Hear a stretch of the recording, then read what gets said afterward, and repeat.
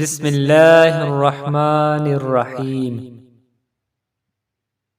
جو دوسروں کو عزت دیتا ہے اصل میں وہ خود عزت دار ہوتا ہے، کیونکہ انسان دوسروں کو وہی کچھ دیتا ہے جو اس کے پاس ہوتا ہے۔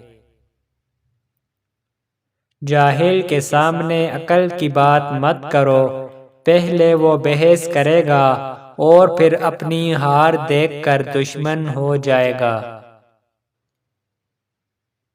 عقل جتنی چھوٹی ہوگی زبان اتنی لمبی ہوگی، کیونکہ برتن وہی شور کرتا ہے جو خالی ہوتا ہے۔ جھانکنے کی بہترین جگہ اپنا گریبان ہے اور رہنے کی صحیح جگہ اپنی اوقات ہے۔